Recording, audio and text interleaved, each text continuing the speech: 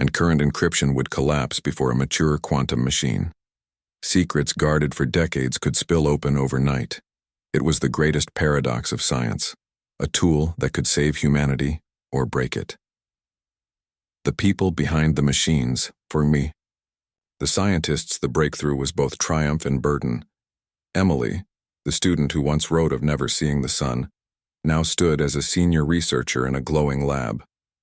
She watched her machine hum and felt pride, but also fear. She remembered Raj, the engineer who once lost 6 months of work in a single cooling failure. She remembered the exhaustion, the broken families, the doubts. Now that the machine worked, the weight was heavier than ever. One night she told her colleague, "We dreamed of bending reality, but now that we can, I wonder if reality will bend us instead." A new Cold War, the world outside began to change. The United States and China poured billions into quantum research. Europe built collaborative projects. Canada, Australia, and Japan joined the race. Behind the smiles of international conferences, suspicion grew. Scientists collaborated on papers, but their governments whispered of espionage. Cyber attacks rose, targeting labs. Funding skyrocketed. The new Cold War was not fought in space or with nuclear warheads. It was fought in silent refrigerators colder than the stars. Preparing for the storm to protect against the coming threat, researchers began designing post-quantum cryptography, new codes that even quantum machines could not break. Standards were drafted, algorithms tested. But time was short. If a working quantum machine appeared tomorrow, the digital world would be exposed. Banks, militaries, governments, none were ready, and so a sense of unease lingered in every boardroom, every intelligence briefing. The crown of steel enlightened New York City. Skyscrapers gleamed under the morning sun. On Wall Street, traders moved billions with clicks. Above them, satellites whispered across space. All of it rested on fragile codes, invisible locks that could shatter in an instant. Meanwhile, in a frozen lab, another quantum processor flickered to life. Its wires glowed faintly. Its hum was steady. For the first time, it held hundreds of qubits. The future was here, waiting. The final whisper a narrator's voice carries through the silence. Humanity split the atom, and it gave us energy and bombs. We built rockets, and they carried us to the stars and to warheads. Now we bend the quantum world itself, and what we do with it will define our future. The camera pans over the golden heart of a quantum machine, wires glistening like veins of light. Scientists watch, their faces full of awe and fear. The world holds its breath. The race is not over. The race has only begun. The human cost, the quantum race, looked glamorous from the outside. Governments poured in billions. Headlines spoke of breakthroughs. Corporations showed glossy photos of golden chandelier-like machines glowing under blue light. But inside the labs, behind the glass doors and chilled chambers, the story was not one of triumph. It was one of exhaustion, sacrifice, and quiet despair. A lab that never slept. In a basement laboratory at MIT, the lights were always on. Researchers worked in shifts, day and night, because qubits did not care about time. They collapsed whenever they wished, sometimes seconds before an experiment was complete. Graduate students slept on couches, papers scattered across their chests, alarms set for the next test. Coffee cups piled in corners. The smell of solder, cold metal, and nervous sweat filled the air. One student, Emily, wrote in her diary, "I haven't seen the sun in 3 days. Every time the qubits collapse, I feel like I'm collapsing too. But if we succeed, we touch the future. That's what keeps me here." Machines colder than space. The machines themselves were like alien creatures. To keep qubits stable, they had to be cooled to near absolute zero, colder than outer space. That meant building refrigerators the size of small rooms, filled with coils of copper and gold, with pipes that hissed like breathing animals. If a single component failed, the machine would warm by a fraction of a degree, and months of data would vanish. One night, an engineer named Raj heard a sudden beep. The cooling system had faltered. He ran across the lab, heart pounding, fingers flying across keyboards to stabilize the system. But it was too late. The qubits decohered, all the results of the past 6 months, gone in seconds. Raj sat down on the floor, staring at the blank screen. His colleague placed a hand on his shoulder. Neither spoke. There was nothing to say. When hope collapsed, quantum computing was not like normal engineering. Bridges and engines obeyed predictable rules.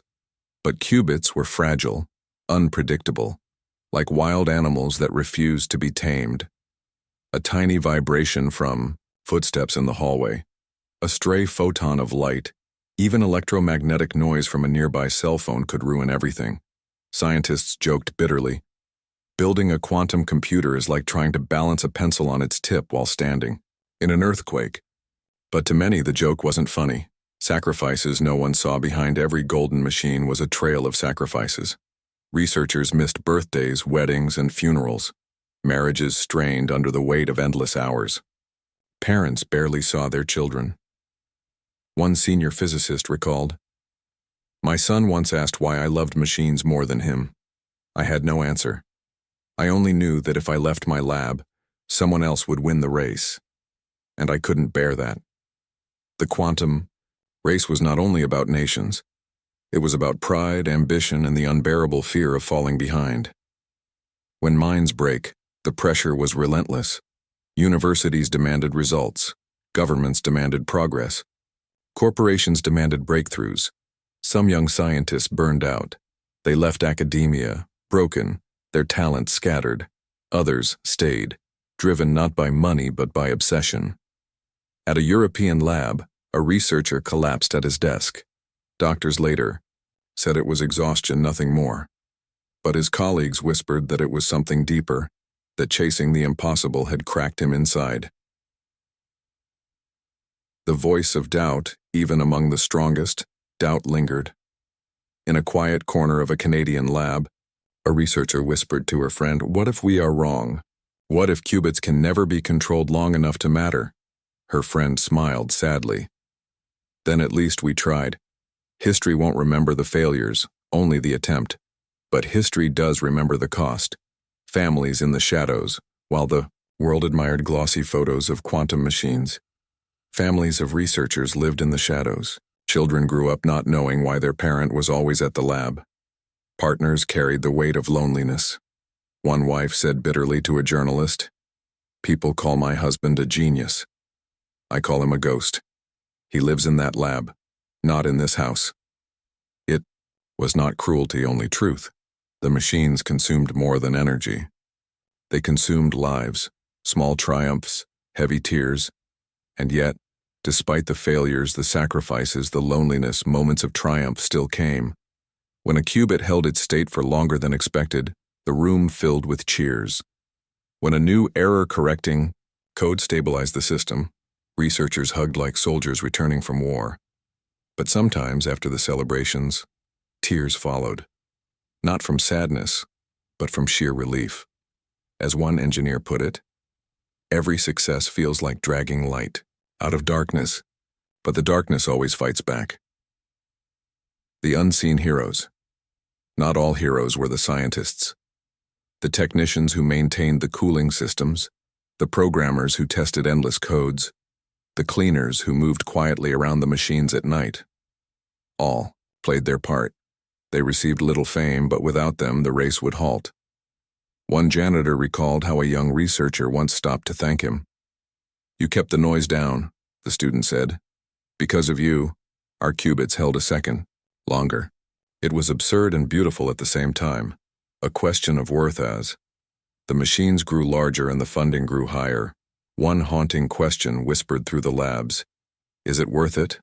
Was it worth broken families, sleepless nights, and the risk of unleashing a tool that could shatter global security? Some said yes. Progress always demanded sacrifice. Others hesitated, staring at the glowing machines and wondering if they had given too much already. The human heart in a cold machine.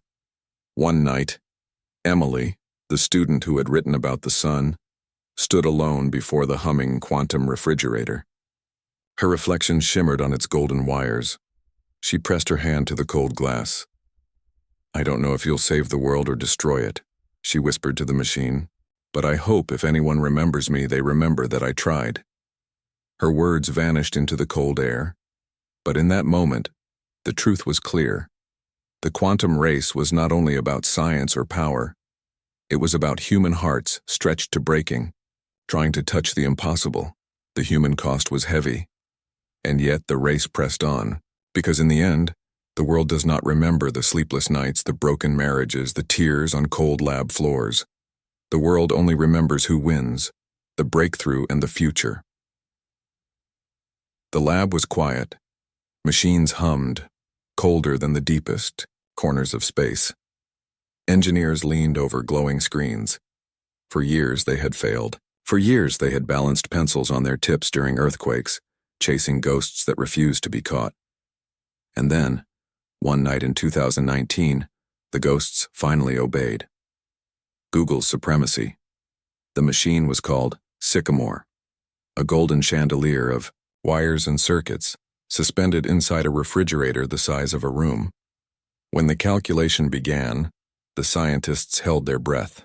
It was a problem chosen not for its use but for its difficulty, a test that would take the world's fastest supercomputer 10,000 years. Sycamore solved it in 200 seconds. For a long moment, the lab was silent. Then cheers erupted, echoing against steel walls. Some laughed, some cried. After decades of failure, the impossible machine had finally outperformed the giants of classical computing. The announcement leaked before the team was ready. Newspapers called it quantum supremacy. Headlines flashed around the globe. Overnight, quantum computing was no longer science fiction. It was history. The world reacts. The reaction was immediate. IBM challenged the claim, saying their supercomputer could solve the problem in days, not millennia. Critics argued that the calculation was meaningless, a stunt with no real-world use. But behind closed doors, the tone was different. Governments called emergency meetings. Banks worried aloud. Intelligence agencies updated their threat assessments. One official in Washington whispered, "If this is true, our security window has just closed." In Beijing, officials smiled behind guarded eyes. They had been investing heavily in quantum satellites and communication systems. The game was not over. It had only just begun. China's quantum leap. While Google celebrated, China unveiled its own milestone. Their scientists had demonstrated quantum communication between satellites and ground stations, messages carried not by radio waves, but by entangled particles. In theory, these messages were unhackable. If anyone tried to intercept them, the particles themselves would change, revealing the spy. It was a different weapon in the same war. If quantum computers could break codes, quantum communication could make unbreakable ones. The balance of power was shifting, not with bombs or missiles, but with particles too small to see. A future uncertain in the early 2020s, quantum computing had become a global obsession. IBM promised a 1,000-qubit machine within years. Startups across the world claimed they could revolutionize medicine, finance, and artificial intelligence. Microsoft poured resources into exotic, topological qubits that might finally stabilize the fragile states. Every month, a new paper announced progress. Every year, new machines hummed to life in silent, frozen labs. And yet the truth remained. No one knew when a fully useful quantum computer would arrive. It could be 5 years. It could be 50. But the world acted as if it was already here. Theory. Double-edged sword. The promises were dazzling. Quantum computers could simulate molecules perfectly, unlocking cures for diseases and designing new medicines. They could create stronger materials for aircraft engines and energy. They could model the climate with unprecedented accuracy, helping humanity fight disasters. But the threats were darker. Every email, every bank account, every classified file on Earth relied on encryption. The impossible machine was no longer a toy. It was a weapon waiting to be built. A golden chandelier. By the early 2000s, the designs became stranger. The processors looked less like computers and more like alien relics, huge golden chandeliers, hanging from ceilings filled with wires and tubes glowing faintly in the cold. Visitors to these labs often gasped. "It looks like something from a science fiction movie," they said. But to the scientists, these machines were altars. Each wire, each coil was there to protect the fragile heart of the qubits. They treated them with reverence, as if a single mistake could shatter the future, and perhaps it could. The moment of silence. One winter night in a basement lab in California, the team ran another trial. The qubits stabilized, the data streamed in. Minutes passed, the state held. The room went silent. "Is it real?" someone asked. Another scientist looked at the screen and nodded. "It's real." For the first time, they had kept the qubits coherent long enough to perform a meaningful calculation. It was small, trivial even, but it worked. The impossible machine had taken its first breath, a shadow on the horizon. As the team celebrated with tired smiles and cold pizza, the lead scientist stared at the machine. He knew the truth. This was not just about discovery. It was about power. If this technology worked, it would unlock unimaginable possibilities.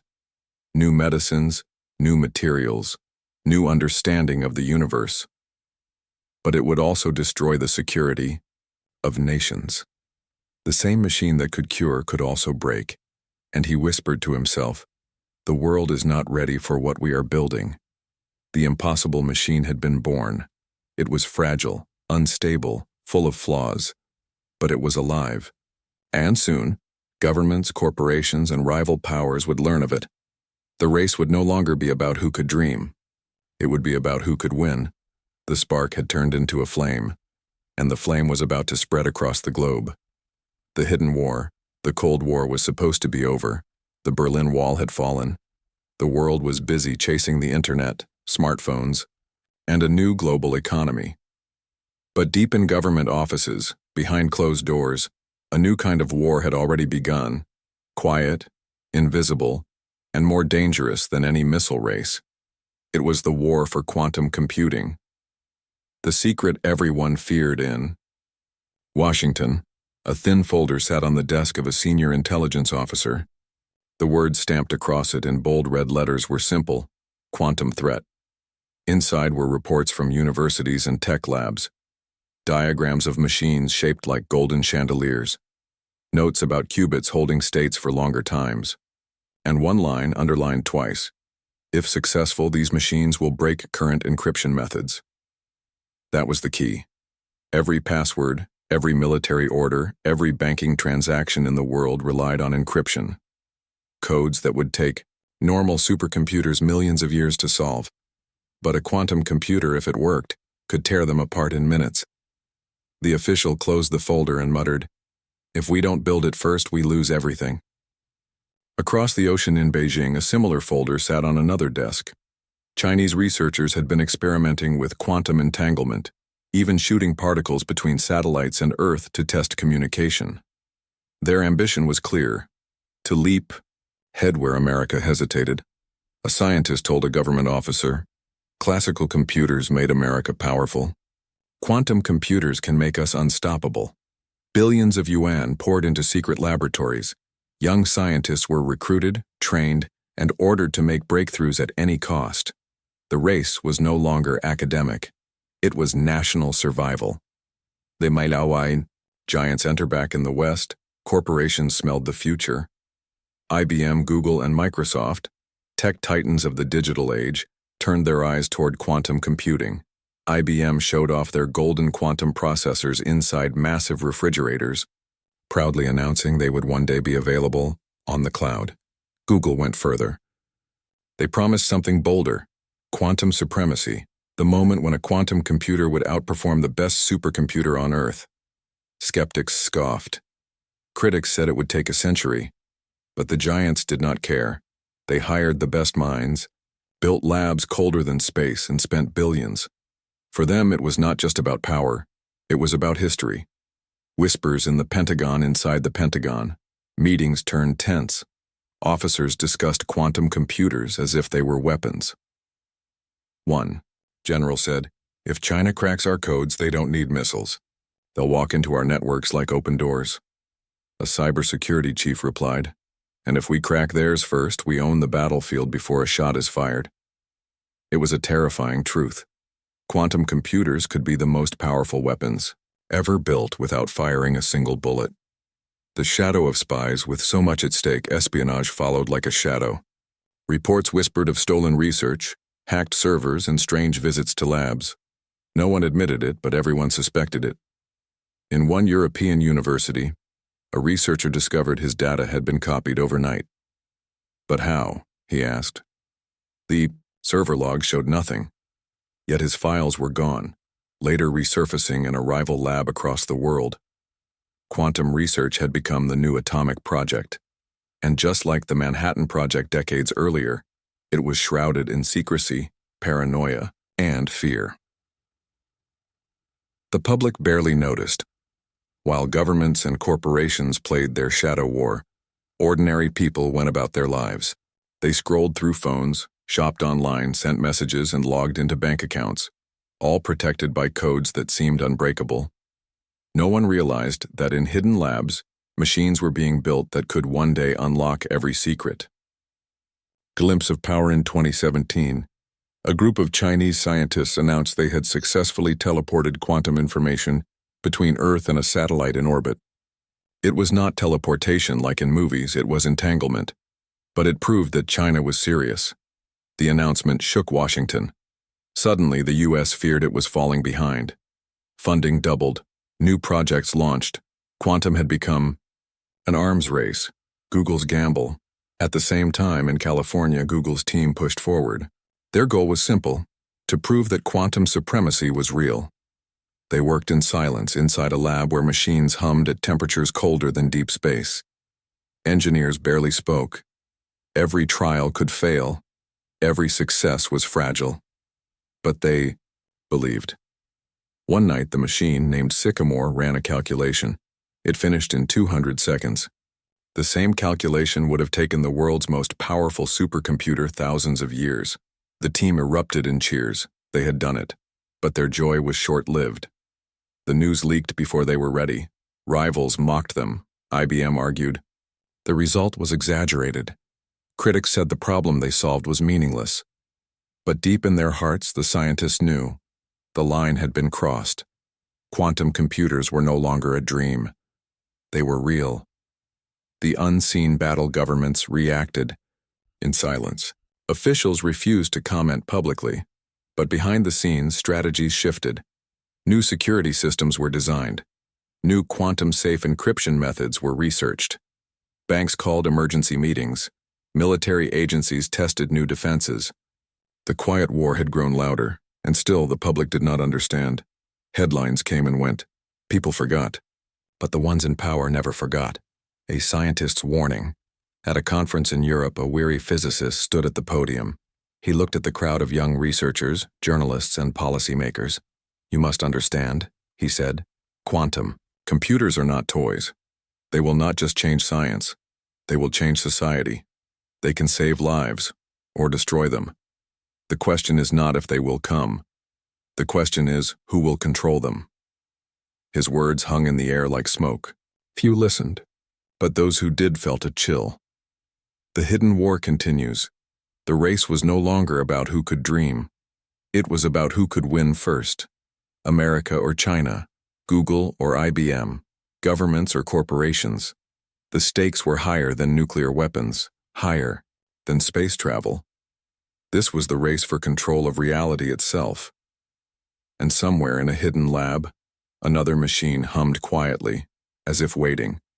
The hidden war had only just begun. The spark the city outside was loud, full of car horns, shouting voices, and the endless rhythm of modern life. But inside a quiet laboratory, the world was silent except for the soft hum of machines. The year was the late 1980s. On a metal table rested a strange experiment. One single atom trapped in a web of magnets and lasers, floating as if time itself was holding its breath. The young scientist watching it leaned closer. His glasses reflected the tiny flicker of light. He whispered, almost to himself, "If nature allows this, and then maybe our machines can do the same." It was a small sentence. But history is often born from whispers. For decades, humanity had built computers out of silicon, shrinking transistors smaller and smaller every year. In the 1960s, computers filled entire rooms. By the 1980s, they could fit on a desk. But scientists knew the truth. Silicon could not shrink forever. One day, the transistor would be so small that the laws of physics would simply refuse to cooperate. The digital age was racing toward a wall. And so, the idea came. What if computers were not limited by classical physics at all? What if they could use the very strangeness of quantum mechanics, the rules that governed atoms, particles, and the invisible world beneath reality? It sounded like madness. Quantum physics was famous for being weird, confusing, even terrifying. A particle could be in two places at once. It could act like a wave and a solid object at the same time, and two particles, separated by miles, could still affect each other instantly, a mystery Albert Einstein himself had called spooky action at a distance. To normal people, these were riddles. To a handful of physicists, they were opportunities. A dream. Nobody believed in a dim lecture hall. A researcher stood at the chalkboard, his hands covered in dust as he sketched strange symbols. Qubits, superposition, entanglement. He told his colleagues, "A quantum computer could solve in seconds what would take our best supercomputers longer than the age of the universe." Laughter filled the room. "You want to balance atoms like coins in the air?" One professor said. "Impossible. They'll collapse the moment you try." But in the back of the room, a young graduate student scribbled furiously in her notebook. Her eyes burned with the kind of belief that does not need permission. History shows us this. Every revolution begins with someone being laughed at. The coin that spins forever. Imagine a coin. A normal computer bit is like a coin lying flat. Heads. Or tails, 1 or 0. Clear, simple, absolute. But a quantum bit, a qubit, is like a coin spinning endlessly in midair. In that moment, it is both heads and tails at once.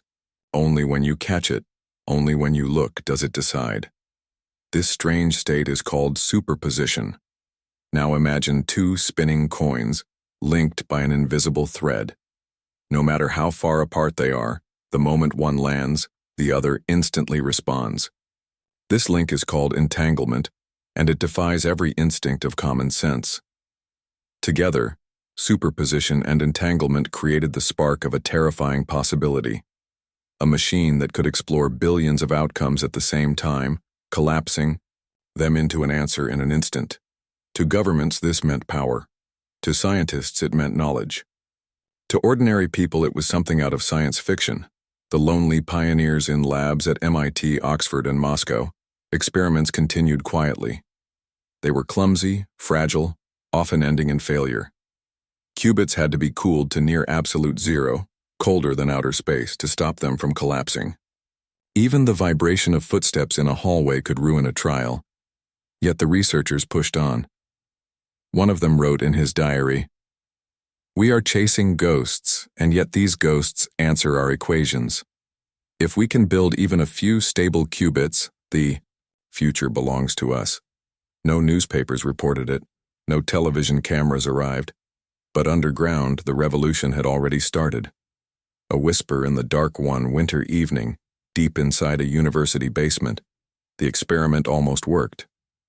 A qubit held its state longer than anyone thought possible. The scientists erupted in cheers. Someone opened a cheap bottle of wine right there among the cables and machines. It was not proof yet. It was not a computer.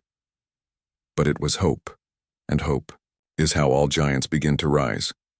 The next morning, a senior physicist sent a memo to a government official. It was short, almost casual. Quantum information processing may no longer be theoretical. I recommend early investment. That memo, lost in the noise of countless papers and requests, was the first time a government had been warned. Few noticed. But those who did began to prepare. Seeds of a race. The Cold War was ending. The Berlin Wall was falling. The world thought the arms race was over. But in the silence of laboratories, a new race had already begun. Not for bombs, not for rockets, but for control of the invisible fabric of reality. Qubits, superposition, entanglement. These words were no longer just physics. They were seeds of power. No one could have known it then, but that quiet spark in the late 20th century would lead to a struggle across continents, corporations, and generations. It would change the way humans thought about reality itself. As the lights dimmed, in the lab that night, the young scientist who had whispered to the atom packed up his notes. He closed his eyes for a moment and tried to imagine the future. Machines colder than the stars, humming in golden chambers, solving mysteries of the universe. He could not know that his whisper would echo across decades. He could not know that one day entire nations would fight for the technology he had dreamed of, but he believed. And belief, when fed with persistence, becomes history. The spark had been lit, the quantum race had begun, the impossible machine. The coin spins in the air. It is both heads and tails at the same time. To most people, this is just imagination. To physicists, this is the strange reality of the quantum world. And from that strangeness, they dreamed of a machine no one thought could exist. A machine of ghosts. A normal computer is made of bits. Each bit is either a 1 or a 0. Simple, clear, predictable. It is like light switches lined up in a row. On or off, yes or no. But a quantum computer uses qubits. A qubit is not just a switch, it is a ghost. It can be both 1 and 0 at the same time, until you look at it. This is superposition, and it breaks every rule of classical logic. And there is more. When qubits are entangled, they act as if they share a single soul. Even if separated by miles, what happens to one instantly happens to the other. Einstein hated it. He called it spooky action at a distance, but experiments proved it was real. Now imagine building a machine out of this strangeness, a machine that could explore billions of possibilities all at once. Problems that would take normal computers longer than the age of the universe, suddenly solvable in moments. It sounded like magic. But it was not magic. It was physics. The first attempts in a frozen laboratory at Oxford, a group of scientists, huddled around a refrigerator taller than a man. Inside, coiled with golden wires, slept the first qubits. They had to be kept at near absolute zero, colder than space because the tiniest vibration or heat could destroy them. One student asked nervously, "Professor, what if they collapse?" The older man adjusted his glasses and said, "Then we try again. Collapse is part of their nature." They powered the system. For a moment, the qubits held their fragile state. Screens lit up with data that looked like nonsense to outsiders, jagged peaks and valleys, symbols only the team could. "Red stable," whispered the professor. For 12 seconds. It was nothing compared to the needs of a real computer, but it was enough to make the room erupt with cautious smiles. They were chasing ghosts, and for a heartbeat they had caught one. A pencil in an earthquake, but building a quantum computer was not like building a normal machine. It was like trying to balance a pencil on its tip while standing in the middle of an earthquake. Qubits were unstable. They decohered, collapsed, if touched by the outside world. Even a stray photon, a whisper of heat, a vibration of someone's footsteps could ruin an experiment, so the scientists built shields. They cooled the qubits to the coldest temperatures known to man. They isolated them in gold-plated chambers. They whispered when they walked. And still, many nights ended in failure. Skeptics and believers, in universities around the world, some physicists mocked the idea. "You are building castles out of fog," they said.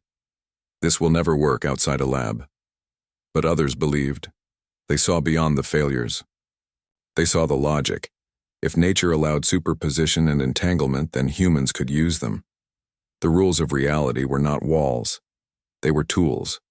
One young engineer told her friend over coffee, "When the first plane tried to fly, it crashed. When the first rocket launched, it exploded. But now we cross oceans in hours and we walk on the moon. Quantum computers will be the same. Today they collapse. Tomorrow, they will change the world." The first impossible problem to prove their worth. Quantum scientists needed a problem that classical computers could not handle. They chose factorization, breaking large numbers into primes. It sounds simple, but it is the heart of modern encryption. Every bank account, every military secret, every online password is protected by the difficulty of this problem. A normal computer would take centuries to crack the codes, but in theory, a quantum computer could do it in minutes. When this truth spread, whispers reached governments. Suddenly, quiet labs were visited by men in suits. Funding appeared, millions, then billions. What began as an academic dream was now a matter of global security.